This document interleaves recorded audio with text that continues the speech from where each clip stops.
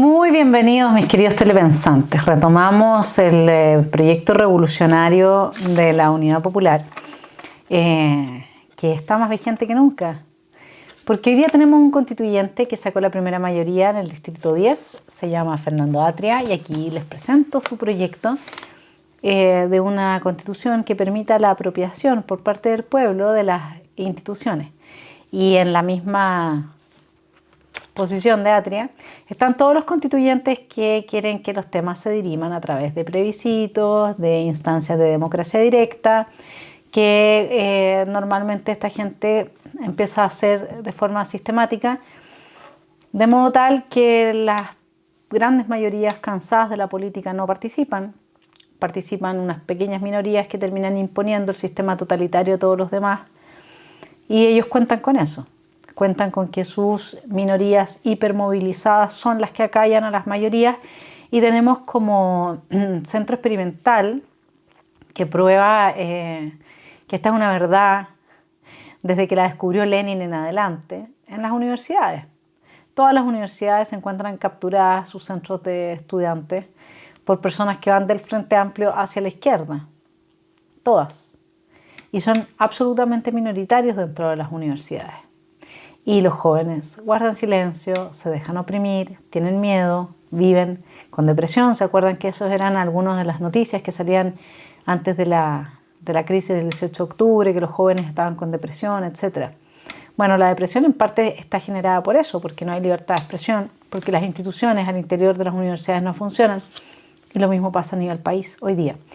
Entonces, cuando Atria propone, digamos, una constitución con una alta participación del pueblo que él sabe que se reduce a pequeñas minorías que son las movilizadas, mientras que la gran apatía de la gente, a la gente no le interesa la política, la gente quisiera tener su vida tranquilo, su trabajo, su tema, y no les interesa la política. Entonces ellos cuentan con eso. Bueno, dice Atria, probablemente Salvador Allende fue el más explícito respecto de esta apropiación de las instituciones del pueblo bajo la Constitución. Él sostuvo en su informe al Pleno Nacional del Partido Socialista en Algarrobo en 1972 que, lo cita, las instituciones no son un ente abstracto. La institucionalidad responde a la fuerza social que le da vida. Y lo que está acaeciendo ante nuestros ojos es que la fuerza del pueblo, del proletariado, de los campesinos, de los sectores medios, está desplazando de su lugar hegemónico a la burguesía monopolista, a la minoría privilegiada, a los latifundistas, que la conciencia y la unidad del pueblo de Chile está arrinconando a la minoría privilegiada aliada con el capital imperialista. La institucionalidad vigente responde a la fuerza social que le da vida, no a abstracciones metafísicas. Hoy, cuando en la moneda están los trabajadores organizados, el gobierno responde a los intereses de estos y no a los monopolistas e imperialistas. Mañana, si los representantes de los trabajadores merecen el respaldo del pueblo y éste les confía la mayoría en el Congreso legislará en provecho de las grandes mayorías de Chile y no de los intereses de las minorías, para transformar el régimen institucional y adecuarlo a las necesidades de una sociedad que camina hacia el socialismo. Ya, pues. Aquí quiero responder a una persona que tengo gran aprecio y que considera que Allende fue un gran estadista. Veamos la embarrada que tenía en Chile desde el 9 de octubre del 72 en adelante el compañero. 9 de octubre, un paro indefinido iniciaron a las 0 horas de hoy los miembros de la Confederación de Dueños de Camiones de O'Higgins a Malleco, para protestar porque las autoridades pertinentes no han resuelto los problemas que afectan a los transportistas de Aysén y de todo el gremio en el país. León Vilarín, presidente de la Confederación, había explicado con anterioridad que la suspensión de actividades comprometerá a unos 12.000 camioneros. Los demás gremios de la locomoción, que forman parte de la Confederación Nacional del Transporte, no participan del movimiento. El paro sobrepasa la defensa de los transportistas para luchar por los derechos de toda la actividad privada. La protesta se dirige sobre todo contra el proyecto aprobado por el Instituto Corfo Aysén de crear una empresa estatal que concentraría los transportes terrestres, marítimos y aéreos de esa provincia, lo que constituye en realidad un plan para liquidar a todos los medios de transporte de iniciativa privada, y es una especie aplanadora que empezaría en Aysén y terminaría en Arica. A los mega ricos de este país, perder 5.000 millones de dólares, me imagino que algo tiene que haberles molestado, digamos, entre perderlos y tenerlos es mejor tenerlos. Pero no les cambia mucho la vida, ¿no?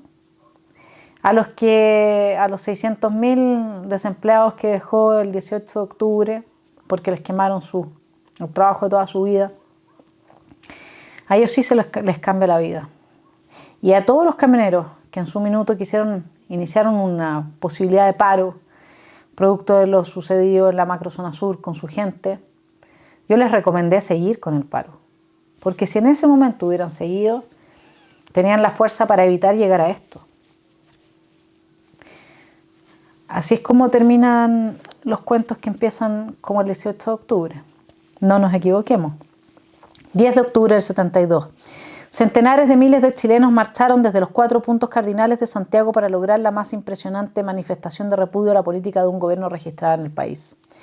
Entre los motes esgrimidos por la muchedumbre destacaba el cartel del Centro de Madres Exten Chabús y de Allende. El gobierno nos quitó lo que tanto nos costó, el pan para nuestros hijos. 10 de octubre, por orden de la Intendencia de Santiago, Investigaciones detuvo a los 4 dirigentes máximos de la Confederación Nacional de Dueños de Camiones, organismo que decretó un paro indefinido. León Vilarín, Guillermo Satt, Jorge Álvarez Agüero y Eduardo López habrían, según el intendente, infringido la Ley de Seguridad Interior del Estado. Fantástico.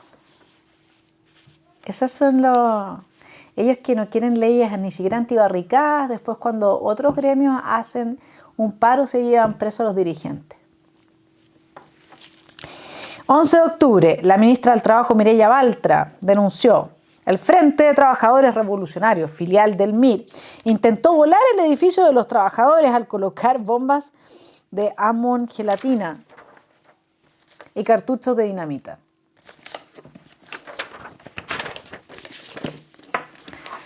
En dicho edificio funciona el ministerio que preside la señora Baltra.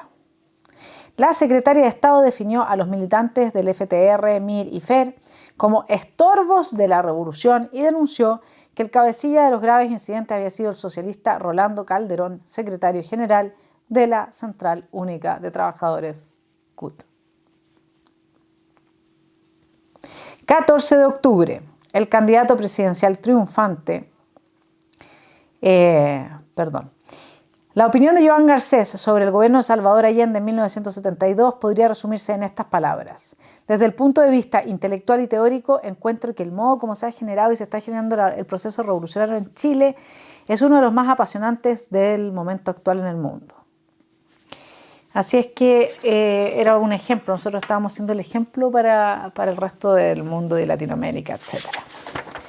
Bueno, 15 de octubre, por orden de la jefatura de la zona de emergencia, fue clausurada por 6 días la radio Nuevo Mundo de Santiago. Se implantó cadena nacional obligatoria de radioemisoras hasta nuevo aviso.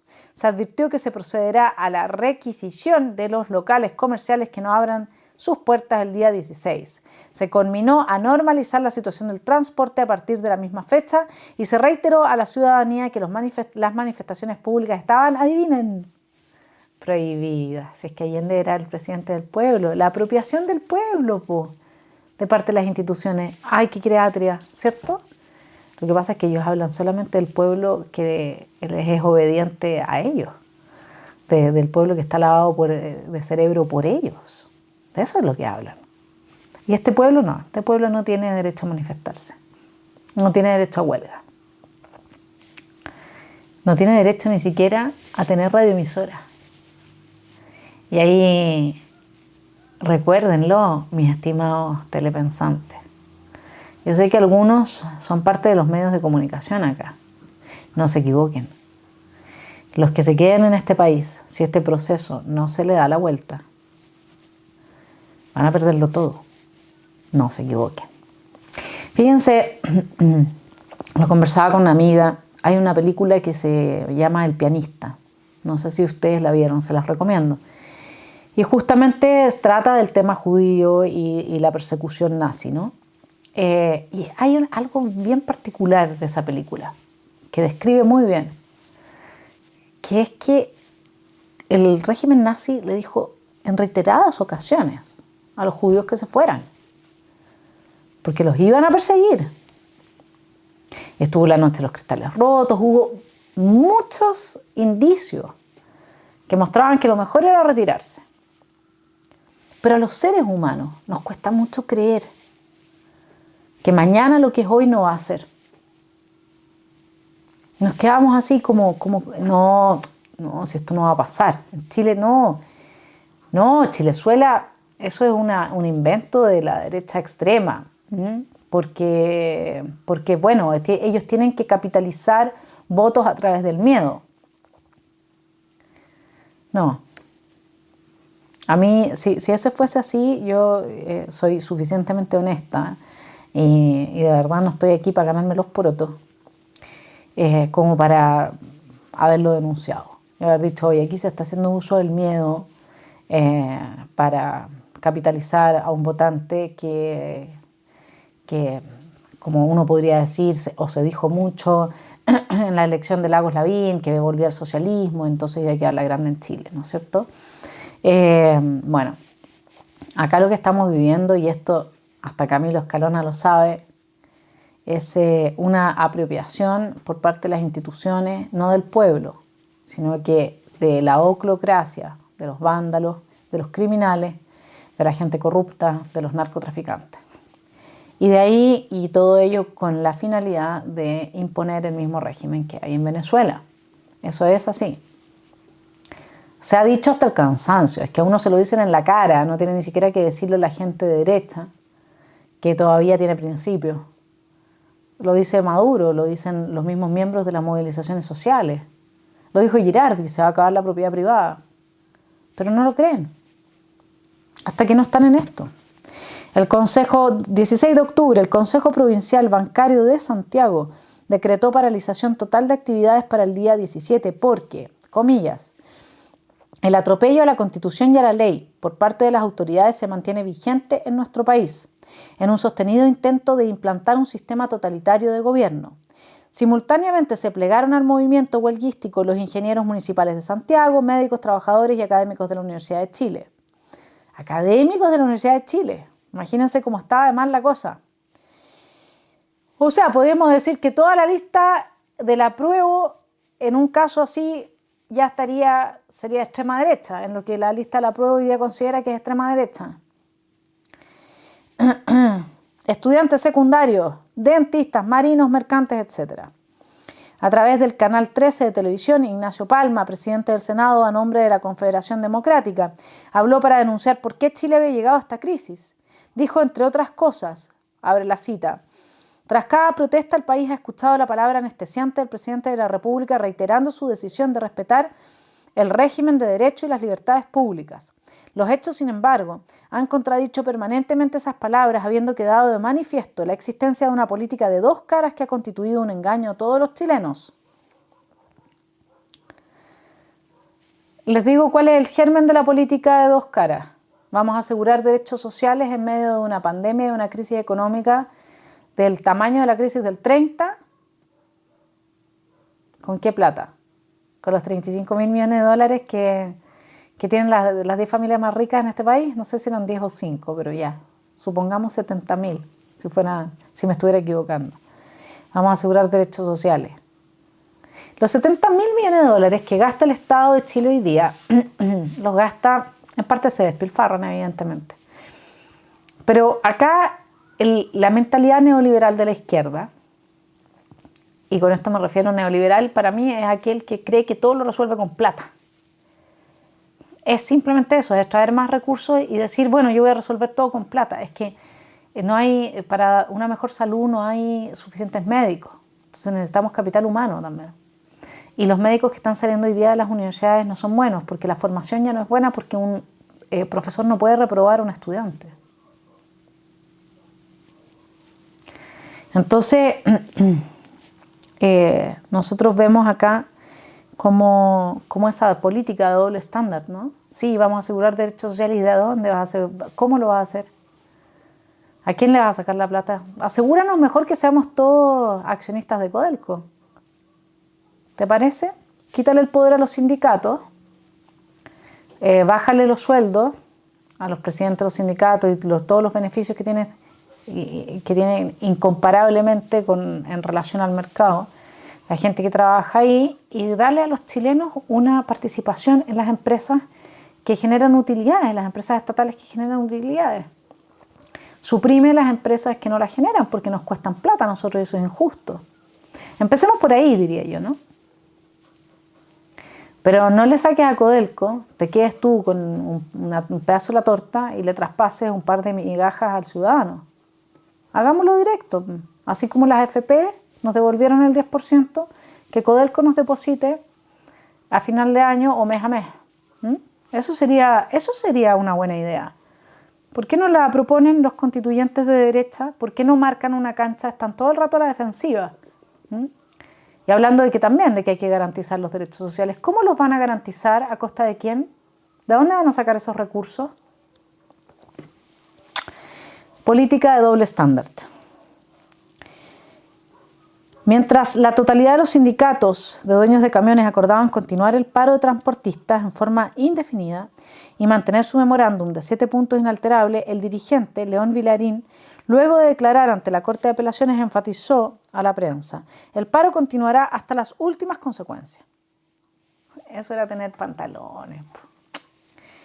El secretario general del Partido Comunista, Luis Corbalán, advirtió al país que, abre la cita, está en marcha un golpe de Estado de carácter civil, como el que logró derrocar a Ibáñez en 1931. Al país no lo paran los parásitos, vociferó el dirigente del MAPU, Pedro Correa. El Colegio de Abogados pidió al gobierno que destierre prácticas y criterios extraños cuya aplicación nos ha puesto al borde del caos social. En las últimas horas del día, el Ministerio del Interior optó por querellarse contra la Sociedad de Fomento Fabril, los dirigentes máximos de los taxistas, los líderes sindicales de dueños de camiones y de la compañía manufacturera de papeles y cartones y el Mercurio. No se salva nadie, mis queridos telepensantes. Tarde o temprano vienen por uno. 17 de octubre.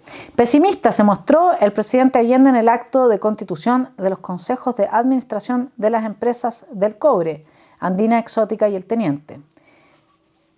Miren el balance de este gran estadista, de este hombre al que hay que reconocerle que está muy por encima de los políticos actuales. Abre la cita. No tenemos ni $1, ni raspando la olla. Cierra la cita. 18 de octubre. Los máximos dirigentes del comercio, Rafael Cumcille, Jorge Martínez, Guillermo Elton y Francisco Nicolini, ingresaron a la cárcel pública en calidad de detenidos por presunta infracción a la Ley de Seguridad Interior del Estado. Mientras tanto, pilotos de LAN Chile, agrupaciones de asentados y trabajadores campesinos, asociaciones de ahorro y préstamos, empleados y obreros de la Compañía de Acero del Pacífico, ingenieros forestales y otros, adivinen, se plegaron al paro. 20 de octubre, el presidente Allende, ante la logia Mosaico 125 en el templo número 8 de la Masonería, definió el caos actual del país como el minuto de Chile, haciendo luego suya la frase que Aguirre Cerda pronunciara en 1939: solo saldré de la moneda en un pijama de madera.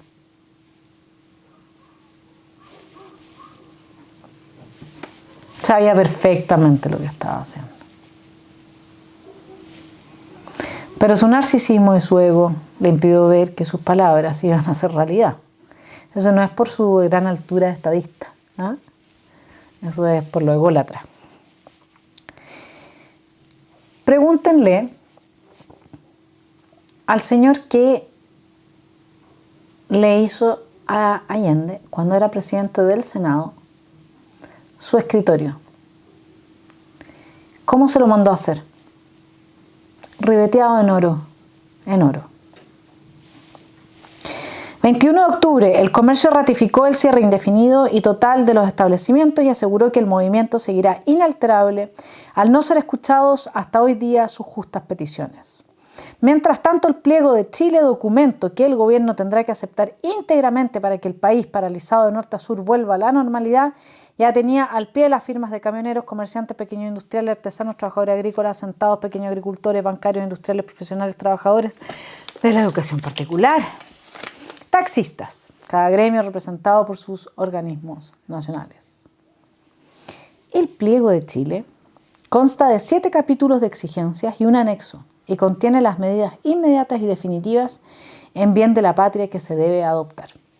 Cuando el documento exige respeto a las libertades y derechos gremiales, pide desistimiento inmediato de todas las querellas del gobierno generadas durante el paro y libertad inmediata de los afectados. El movimiento huelguístico, devolución de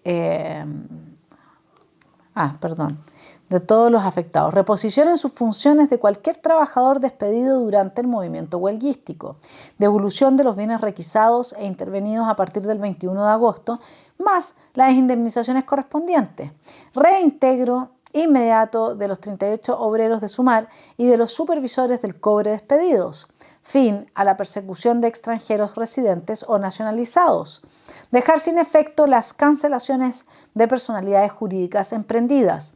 El capítulo segundo del pliego se titula Restitución en toda su integridad del derecho de información y expresión y aborda fin a la cadena nacional de radioemisoras, alzamiento de la clausura de Radio Agricultura de Los Ángeles, la misma Radio Agricultura que ha dejado totalmente fuera de sus paneles a la gente del Partido Republicano, y de cualquiera otra estación radial suspendida, poner término a la paulatina asfixia económica de la papelera, publicación en el Diario Oficial de la ley que financia las radioemisoras y acuerda la extensión de los canales de televisión universitario, retiro de las querellas contra periodistas iniciadas con motivo del conflicto gremial.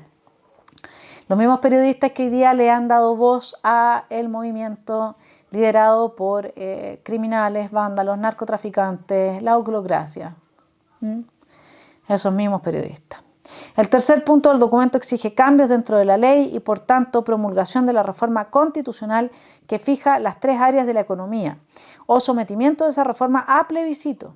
Reforma bancaria, desechando la banca única y poniendo fin a las medidas que controlan el crédito y el comercio exterior. Yo sé bastante bien cómo funciona la banca en nuestro país. Les ha ido bien, señores. Hora de devolver la mano, porque si no van a terminar así. Les ha ido súper bien. Se devuelve la mano haciendo espacio a quienes están defendiendo las ideas de la libertad, apoyando a quienes están defendiendo las ideas de la libertad, promoviéndolos. Así se devuelve la mano. Cumplimiento estricto de la ley de reforma agraria, suma urgencia para el proyecto de ley de garantías para la pequeña y mediana empresa, respeto irrestricto al Poder Judicial. O sea, se está pidiendo respeto al Poder Judicial. Todos los jueces que hoy día promueven la oclocracia, tarde o temprano vendrán por usted. El cuarto capítulo del pliego de Chile se refiere a la participación de organismos gremiales, colegios profesionales y sector privado en la planificación de la economía, etc. El quinto pide seguridad en los lugares de trabajo y término de la violencia. Y aborda todos los problemas referentes a grupos armados y extranjeros extremistas, cuyo desarme y expulsión inmediatos respectivamente reclama. El sexto acápite se titula Libertad de los chilenos para salir o entrar al territorio de la República. Usted no podía salir de Chile. En el séptimo se combina el gobierno al fin inmediato del control político y económico que está ejerciendo a través de las JAP, los CUP y los comités de autodefensa de la revolución. Eso es la apropiación que quiere Atria del pueblo y las instituciones. Eso es lo que se está promoviendo.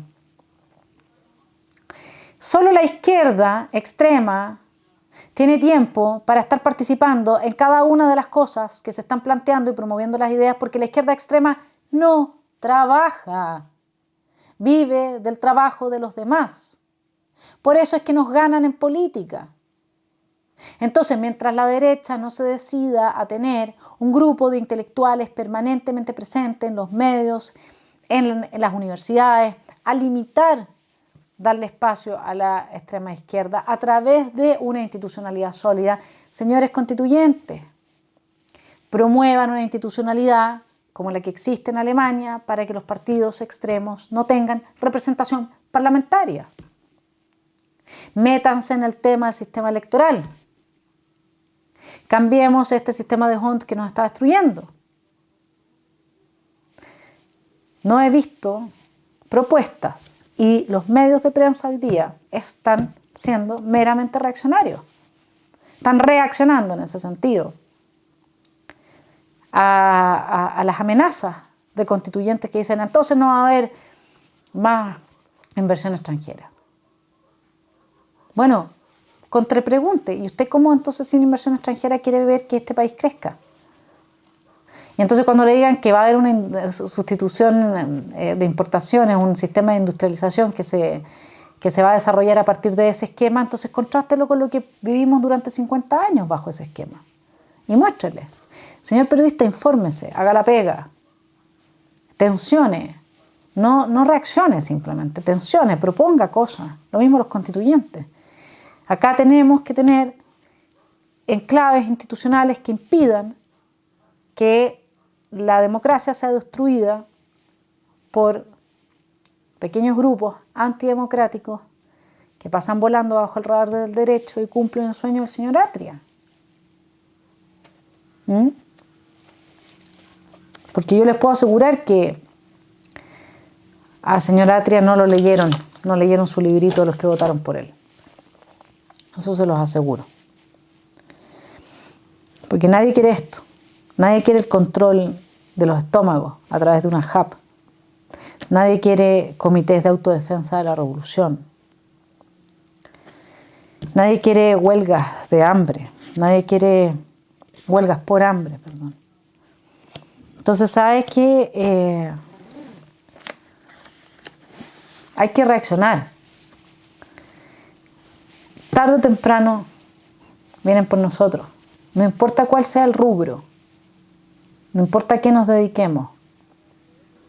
Yo sé que cada uno de los telepensantes tiene harta pega y hartos problemas. Yo sé que no todos pueden estar permanentemente en la política. Pero también sé que desde la derecha no se ha abierto espacio a quienes realmente tienen talento y quienes en la derecha y siendo derecha son intelectuales y podrían dar la pelea en los espacios de la esfera pública. Necesitamos más meritocracia en la derecha porque no se puede defender un modelo cuya ancla valórica ha sido resquebrajada por la corruptela y por el compadrazgo. Así es que eso, los dejo pensando el fin de semana, que estén muy bien y seguiremos, gracias a mis Patreon y su gran apoyo, volviendo al pasado, porque como dice Hannah Arendt, solo el pasado puede iluminar el presente y el futuro, haciendo de nuestras experiencias pasadas la sabiduría para tomar decisiones hoy. No se olviden, acá hasta el último chileno pagó el precio de haber tenido un presidente como el señor Allende, un burgués desclasado, como dicen, que se aprovechó de un discurso maniqueo para hacer un populismo de 3 años con una impronta utópica marxista que le costó a muchos chilenos una infancia buena, la posibilidad de educarse, la posibilidad de sanarse de enfermedades. Allende es un criminal. La gente que destruye las condiciones que nos permiten la autoconservación, esas personas son criminales de lesa humanidad. Eso es lo que es el señor Salvador Allende. Que tengan buen fin de semana.